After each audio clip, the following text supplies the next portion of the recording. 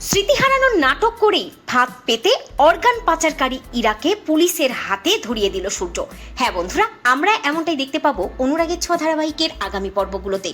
মানসিক হাসপাতালে একটু একটু করে সূর্যকে সুস্থ করে তোলার চেষ্টা করে দীপা। তবে যেহেতু ওই নার্স মহিলাটি সূর্য আর দীপার বিরুদ্ধে অনেক কথাই পুলিশকে গিয়ে জানায়, তাই পুলিশ ওই মানসিক হসপিটালে এসে হাজির হয় এবং সূর্যকে এসে জেরা করতে যায়।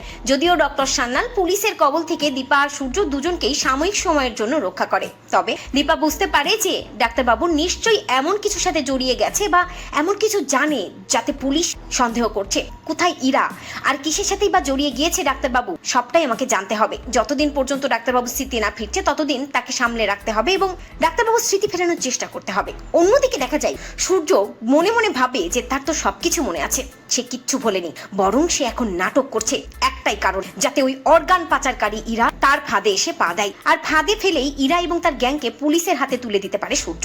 মনে মনে ভাবে সূর্য আরো কয়েকটা দিন তাকে এভাবেই নাটক করতে হবে, স্মৃতি হারানোর নাটক করেই ইরাকে প্যাচে ফেলতে হবে এবং কোথায় আছে ইরা সেটা জানতে হবে। এরপরে দেখা যায় যে মানসিক হসপিটালের আশেপাশেই অনেক অপরিচিত লোকের আনাগোনা শুরু হয়ে যায়, যাদেরকে দেখে দীপার খুব কৌতূহল হয় এবং ডক্টর সান্যালও বুঝতে পারে যে এই পেশেন্টের অতীতে এমন কিছু ঘটনা আছে যাতে তাকে খোঁজার কেউ চেষ্টা করছে।